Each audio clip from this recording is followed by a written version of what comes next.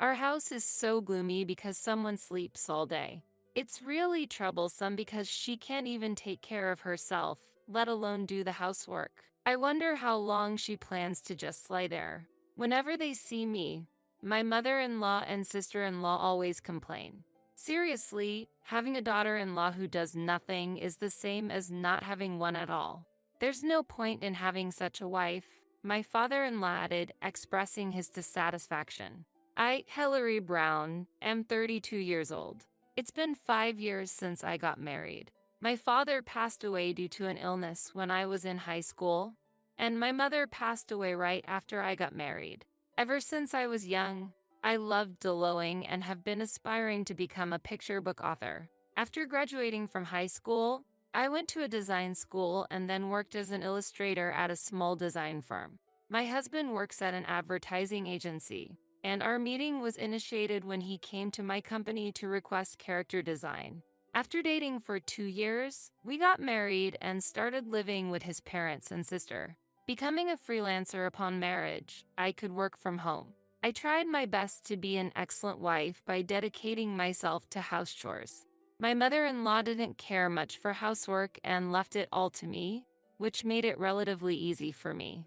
My sister-in-law had little interest in house chores and was often busy with dining out or parties with friends and colleagues, so we seldom had meals together, but there were no major issues. However, 3 years ago, I fell down the stairs at a station and suffered severe injuries, which changed my life significantly. I now have severe lower limb paralysis due to spinal cord injury. Although it was a huge shock at first, I have gradually adapted to this situation over the years. Initially, my in-laws were very concerned, but it seems they did not imagine I would remain unable to walk, and their attitudes changed over time. During this time, my sister-in-law got married and moved out. I'm so glad I don't have to look at you anymore, Hillary, she joked. Being nearly bedridden, the cold demeanor I got from my in-laws was apparent. Indeed, having a bedridden family member brought various troubles, so I couldn't retort to my in-laws' sarcasm. In the old family home, where there was not enough space for a wheelchair, I had no choice but to mostly stay in bed all day since I couldn't move without one. Fortunately, I was working from home even before the accident, so I was able to continue my job. I was grateful that I was able to work since I could move my upper body. I am currently supported by a helper and a maid who come to assist with house chores. If I were living alone, the helper would support me with my daily life, but the scope is limited because I live with my family. The helper mainly provides physical support. My husband is too busy to take care of my daily needs, but my in-laws are very healthy. My mother-in-law is healthy, and my father-in-law, who retired last year at 65, is always at home. Since there are healthy family members at home who do not work, the support from the home helper for cleaning, laundry, and shopping is limited. In the first 2 years, my in-laws occasionally helped, but gradually they did it less often. I understand that my mother-in-law, who dislikes house chores, finds it bothersome to do my share as well. My husband initially was encouraging, but now he hardly speaks to me and offers no support. He only says, I have work, and caregiving is not something men do. Even if my in-laws don't help, the helper must follow the rules and can't provide life support. However, seeing my in-laws' reaction, the helper got concerned and introduced a maid. Hiring a maid is such a waste. Why would you say that? But I have personal needs, and without laundry service, I'll run out of clothes to wear. Do you intend to use me? Even though you're just a daughter-in-law? I don't intend to, but given the situation, I have no choice but to ask.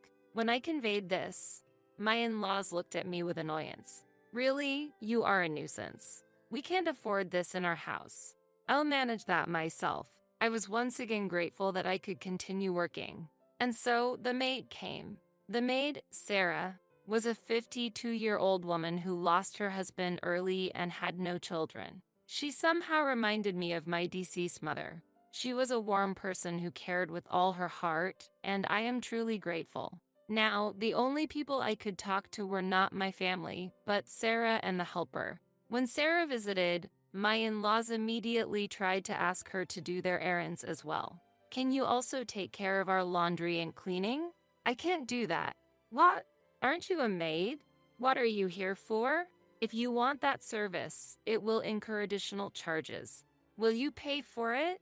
If so, I can accommodate. Why are you so arrogant? Such a troublesome maid. Despite such exchanges, I felt somewhat relieved that Sarah clearly refused. This situation continued for about a year when my sister-in-law returned after getting a divorce. She insisted that her husband's infidelity was the reason. He's dumb, got seduced by another woman. Such a troublesome man, she said, though her ex-husband, who worked at a renowned company, seemed very sincere and not the type to cheat. I found it odd but kept quiet to avoid causing any trouble. It's so helpful to have a maid here. Of course, you'll take care of me too, right? My sister-in-law said the same as my in-laws, but Sarah firmly refused. Sarah did not have a favorable view of my in-laws, who were not kind to me. I refuse. Then what are you here for? I am here to assist Hillary with her daily tasks. What? Well, just as useless as the daughter-in-law. Hillary must be skimping, right? Well, it's not like she earns more than pennies.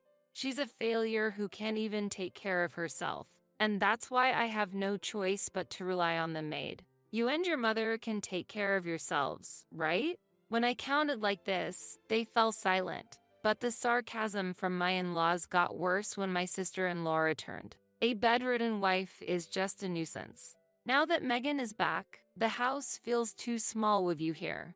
Megan is all we need. It must be nice to have it easy, just lolling in bed all day. Even while I was working, Megan made a point to come to my room just to be sarcastic. Fed up with the daily sarcasm, I talked to my husband. Hey, can you ask your mother and Megan to be a little bit more mindful with their words? I get hurt too, but it's the truth, isn't it? What do you mean by truth? You can't do housework and you spend all day in bed. I'm not just spending time in bed. I'm actually working. But you're working from bed, right? Seems like an easy job. I'm tired from commuting. That might be true, but I'm trying to be useful and I'm making an effort too. It's understandable that mom and others are frustrated. You're not fulfilling your role as a wife. Do you really mean that? Just try not to get so worked up. It's tiring to sweat the small stuff. That was all he said, showing no empathy. I feel the inconvenience in my body and it's painful not being understood at all. If I were healthy, if I could live a normal life, how different would each day be? I just wanted my husband to understand the harshness and sadness of my current situation. I can't stop crying when I think that my feelings might be just me being selfish. Despite my physical limitations since the accident, I've tried to keep moving forward, telling myself there are others in tougher situations. At times like this, I feel lonely without having a trustworthy family by my side. But at the same time, I'm glad that my parents don't have to see my current state. However, it seems there was no one in this house to support me anymore, which increased my sense of isolation. I didn't have a place to return to, and just when I was contemplating a new life with my husband, he surprised me with his words. I've been thinking over what my mom and others said. I briefly felt happy, thinking he tried to understand my situation. But his next words plunged me into deep despair. I ended up agreeing with them. What do you mean?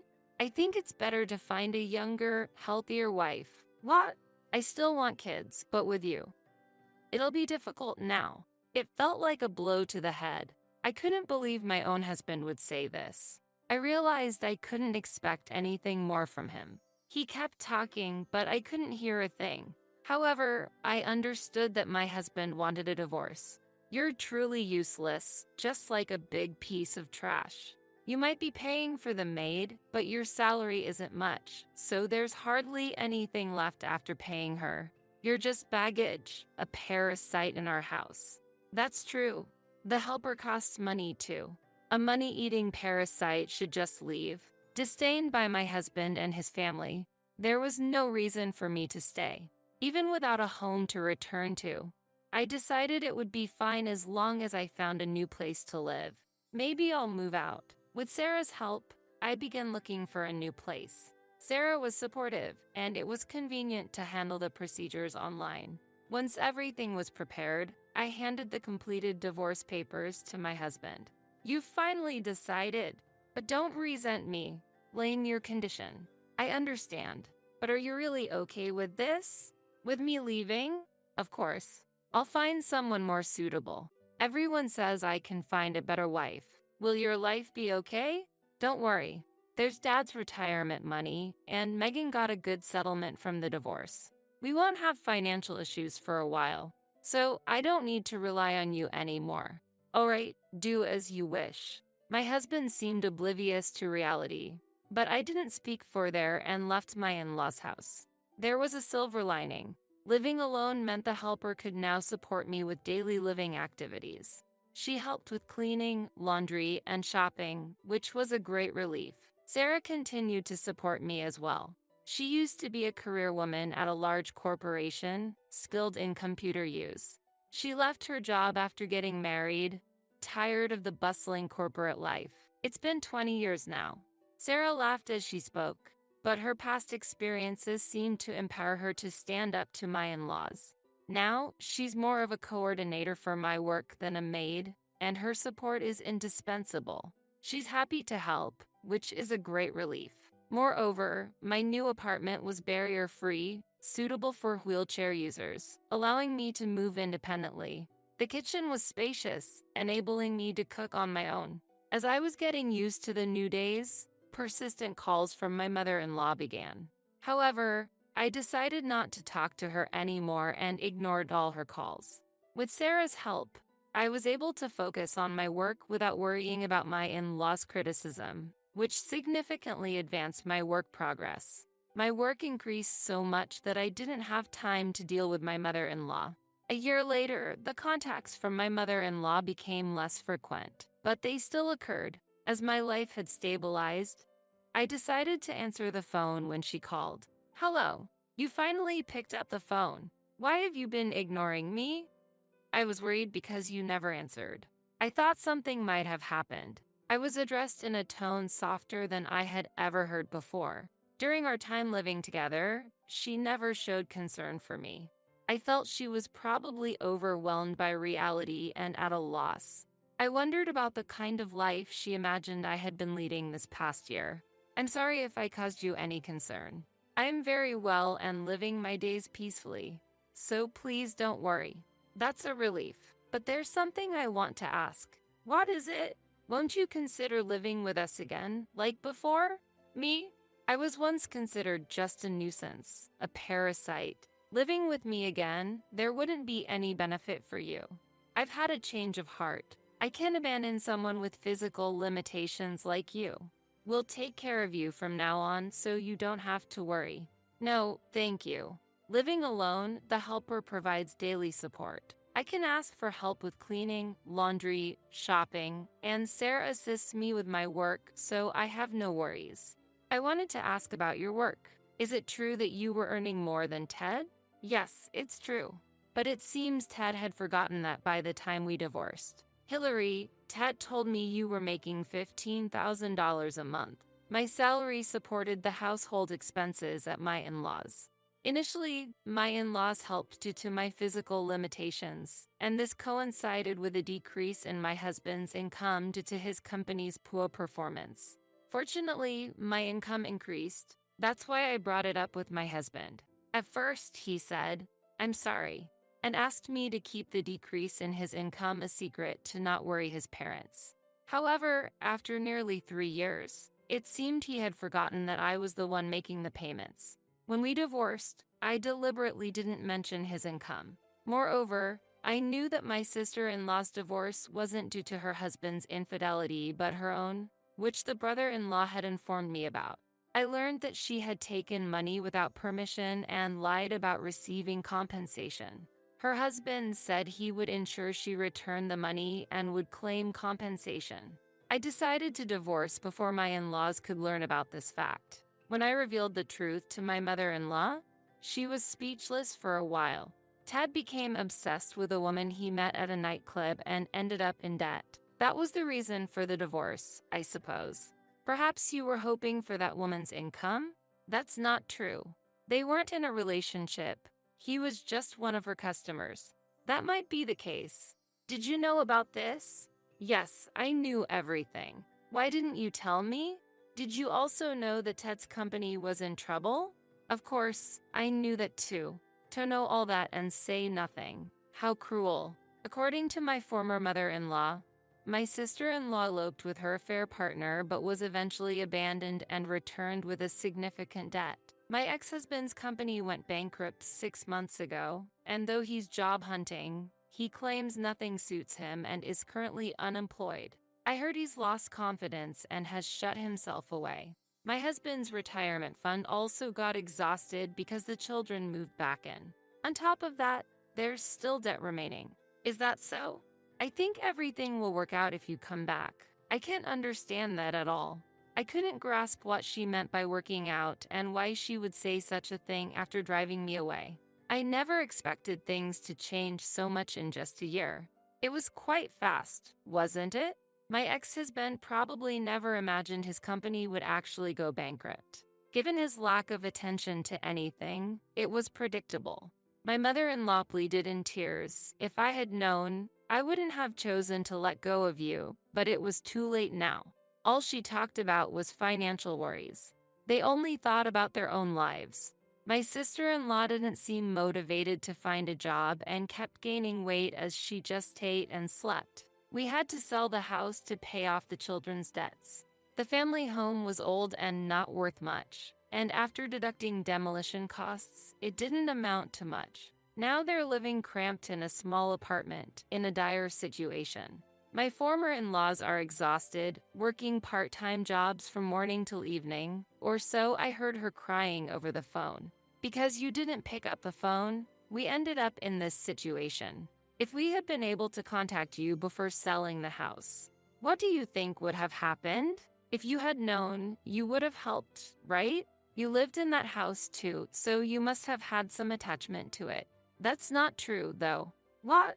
The thought of how self-centered their thinking was nothing but astonishing. I'm glad I ignored the calls. Even if I had answered, I wouldn't have agreed to such a discussion.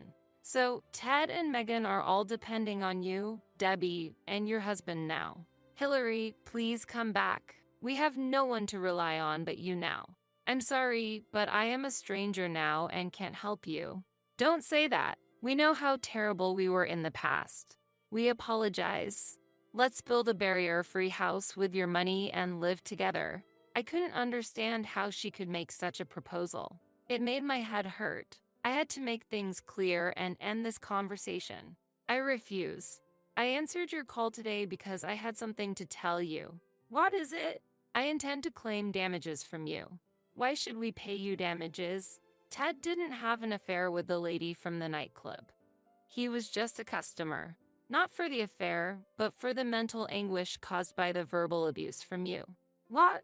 When I mentioned that I had recorded all their abusive behavior as evidence, my former mother-in-law was clearly shaken and hurriedly ended the call. Maybe she was afraid of being charged with something. Maybe because she knew they were guilty. Later, through a lawyer, I filed a claim for damages. They conveyed their current situation and begged for the claim to be waived, but I had no intention of agreeing. Having secured a new job illustrating children's books, I'm moving closer to my dream of being a picture book author. After many trials, I plan to continue moving forward independently and positively without being lenient on myself.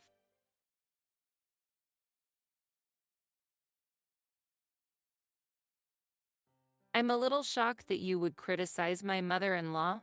If you're not working, why don't you get out of here? My sister-in-law and mother-in-law, who did not know that I was taking over my mother-in-law's debt, threw these words at me without the slightest sense of gratitude. Yes, I understand.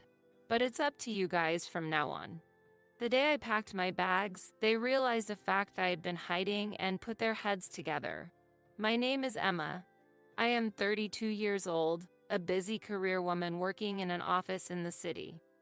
When I was a student, I spent most of my time in the corner of the library absorbed in my books.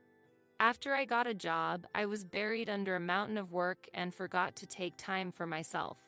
One of my friends, who sincerely cared about me, said, "Emma, why don't you try to cherish your love life a little?"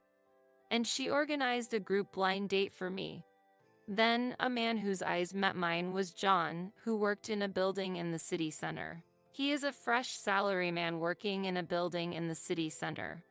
And to my surprise, he seemed to be a little interested in me. I was nervous about the feeling of dating after a long time, but supported by his kind words, we gradually opened our hearts to each other. Then he made a gentle confession to me, and our love accelerated. Only 1 year later, we decided to get married. It was like a dream come true that I, who had been so absorbed in my work, could stand at such a wonderful turning point in my life. My friend who organized the group blind date was also surprised at our sudden development. She said, "Oh, really? You're getting married?" I said, "Yeah, it's amazing, isn't it? But it's great. I'm so glad I organized that group blind date. Thank you. I really appreciate it. I'm looking forward to the wedding. I'm looking forward to it." Thus, I was to open the door to a new life. First, we reported to each other's families. Seeing me so happy, my parents welcomed him warmly. "Emma, you haven't told me about your boyfriend for a long time, so I was a little worried that maybe you wouldn't get married. John, please take care of her from now on." When I heard these words, I felt as if I realized for the first time what my parents really thought of me. I realized that parents think a lot of things without saying them. My family had been basically free to do whatever I wanted, so there was no pressure to get married. But it seems that in my parents' mind, there was a wish to see their daughter happily married someday. Knowing such a parent's wish made my heart warm a little. And when I visited John's house for the first time, I met his family with nervous excitement. But his mother and father were both very warm and made me feel very safe. Next, we had dinner with the whole family. While I was looking forward to it, I was also a little nervous, especially because I had heard that John's sister, Melissa, was there. She was only 25 years old, and her choice of words was a little rough at times, which made me a little confused. She asked me, "Emma, you're already at that age. Weren't you getting married too late?" I was a little shocked to hear her say things like, "I would have decided sooner if I were you." But John followed up and we had a nice dinner afterwards. We then planned our wedding and had a happy wedding at a place we loved. We had a lot of friends and family there, and the day was really great. Our honeymoon was so much fun, and when we returned home, we started our new life together. Life together was fresh, and every day was so much fun. We went out on dates and watched movies at home. I felt that newlyweds are really happy. It has been about 2 years since we got married. One day, our peaceful everyday life changed drastically. We received the news that my father-in-law had passed away.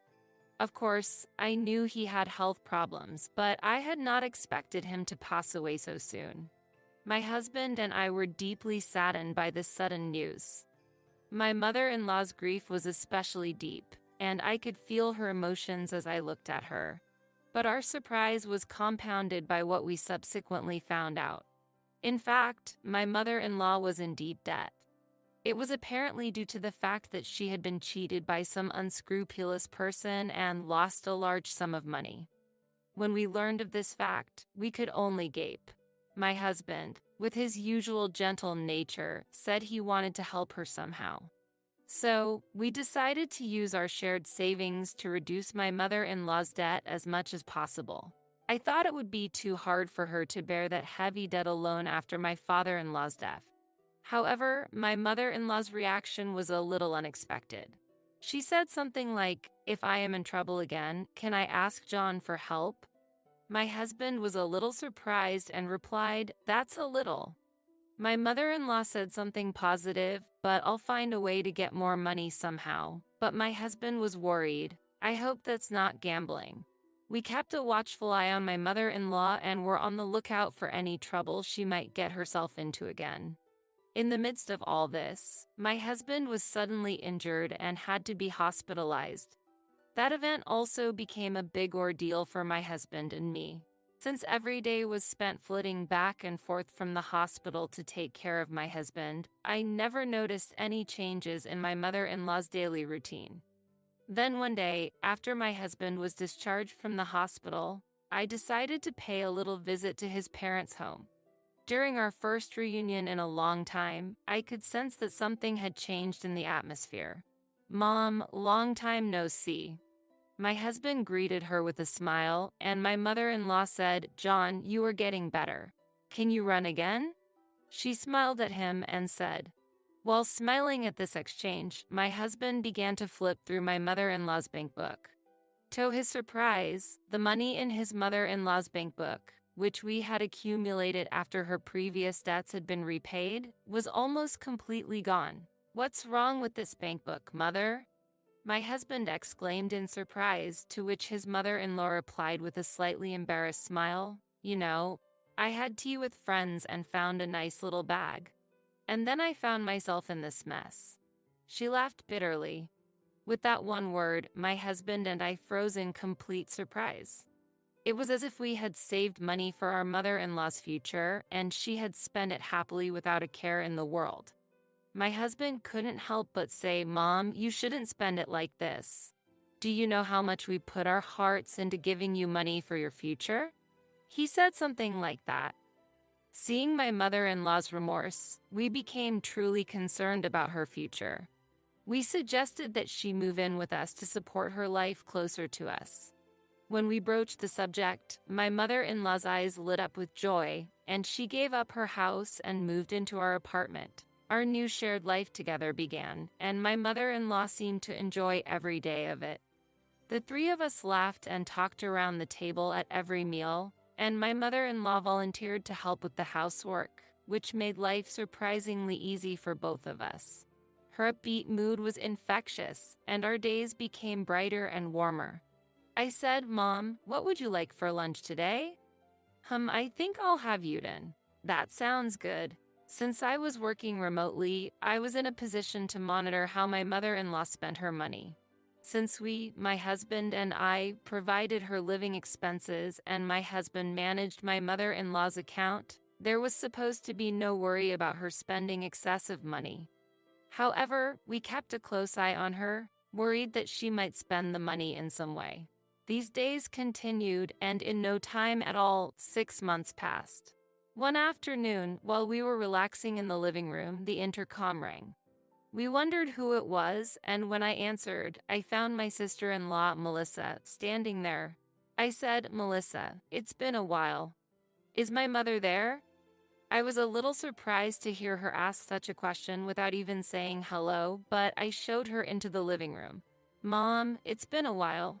"Oh, Melissa, what brings you here?" "I just wanted to see your face once in a while." "Thanks, I'm glad you're here. How are you?" "Of course. I'm fine. John is with me.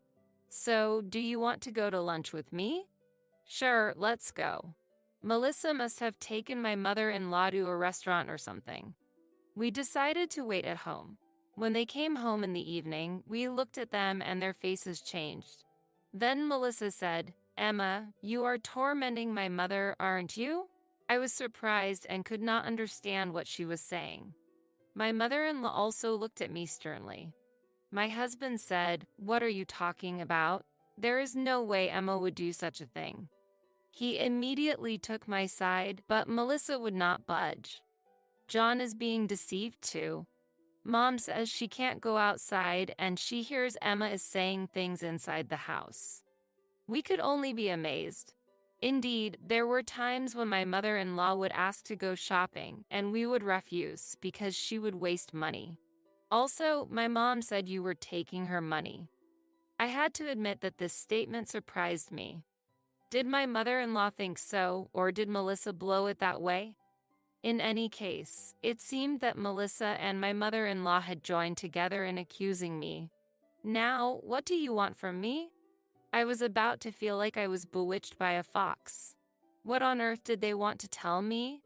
I wondered if they just wanted to say something to me. At that moment, my sister-in-law said something I never thought she would say. She said, "I want you to leave our house. I feel like my mother can't really live happily with you. Because I can't believe you treat my mother-in-law so coldly." Her face clouded over. My mother-in-law looked as if she wanted to say something and turned to me. "If you were gone, I would be able to relax and enjoy my time with John and Melissa." I was surprised by her words, but I could not say anything. In fact, they did not know that I had previously paid off her debts for my mother-in-law by cutting into my savings. Looking back, I probably should have made it clear to them at the time that I had not taken it out as our marital savings, but as my own. When I looked at my husband's face, he looked very angry. His hands were clenched and his body was shaking a little. Melissa said, "My mother and I are going to live here together from now on. So, I want you to leave," my sister-in-law said again. Taking a deep breath for a moment, I answered my sister-in-law, "I understand, but I won't get involved in what happens next." After that exchange, my husband and I decided to leave the house. And on the day we moved out, they were surprised to discover one truth.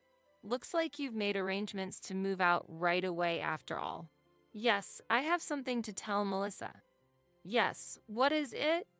My husband chuckled and said, "Actually, I'm getting older and I was thinking that I should put the house in Melissa's name." My sister-in-law's eyes sparkled and she said, "Really? It's going to be my house?" she said excitedly. My husband quietly produced the documents for the change of name and said, "As long as you sign here, that's all right." My sister-in-law happily said, "I can't believe I have my own apartment," and signed it. My husband and I looked at each other stealthily and exchanged smiles at the success of our plan. "Well, it's time to start getting ready to leave." "What, John? Are you really leaving?" "Yes, I've decided to leave too." "Oh, even John is leaving? Do you really have to leave with Emma?" "If I'm not with Emma, I don't feel comfortable either. It's normal for married couples to be together." "I knew you would say that, but then what are we going to do about future house expenses and stuff?" "That's something you'll have to devise and pay for on your own." "Wait a minute. I quit my job because I believed you would support me, okay?" My husband and I could not hide our surprise at my sister-in-law's sudden statement. "If you keep this up, you're going to get me and our mother into a lot of trouble." "That's fine if you can devise a way to live on your own. You have our mother's pension, and if you save a little, you can manage." "Yes, and if you add my pension to that, we can manage. Since you're going to live here, we need to be creative about it." My sister-in-law looked a little satisfied with my mother-in-law's kind words. "Indeed. It's my new home. If I save a little money, I should be able to get by." However, my husband and I laughed inwardly at my sister-in-law saying such a thing, not knowing that the property was a rental. About that time, the movers arrived. We welcomed them and began to move more and more stuff out. My sister-in-law and mother-in-law rolled their eyes at the sight. "What are you doing?" "Getting ready to move out." "Are you taking everything?" "Of course. We bought all this stuff." "Do I have to buy everything new?" "That's right. I wish you had known that and acted accordingly." "Well, we better get going." My husband smiled and said, and we left the house. My mother-in-law and sister-in-law froze in amazement for a while. After a while, my sister-in-law called my husband's cell phone. She said, "Hey, John, what's with the rent bill all of a sudden?" I was a little mistaken. "Could it be that I am not the owner of this house?" "Who told you about that?" "Well, I'm actually renting this house. The document you signed at that time, which was the rental agreement. So, it's only natural that you should be charged for the rent." "Seriously? I didn't know that at all." "It's where you live, so you have to pay the rent. But my salary is not that much compared to you. You may laugh, but Emma actually makes more money than I do." "Oh, no. It's true. She is working hard at a remote company that pays pretty well. That's why we were able to live so comfortably in that apartment." My sister-in-law was so surprised that she was speechless for a while. Next, I heard my mother-in-law's worried voice. "We're so sorry," she said. "I'm really sorry. Could you please reconsider and come back?" My husband responded gently but firmly. "Thank you, Mother, but it's hard for me to go back because of your attitude toward Emma. She is the most important to me. Please take care of the rest." "You will take care of it." After that exchange, I heard various rumors. My sister-in-law and mother-in-law had apparently been forced to look for an apartment after getting tripped up on rent payments. They are now trying to make do in a small apartment that is barely big enough for the two of them to live in, but it is said that they are having financial problems and occasional fights. They are also concerned about the neighbors' eyes on them. John and I have started a new life in our new house. Every day is fun and full of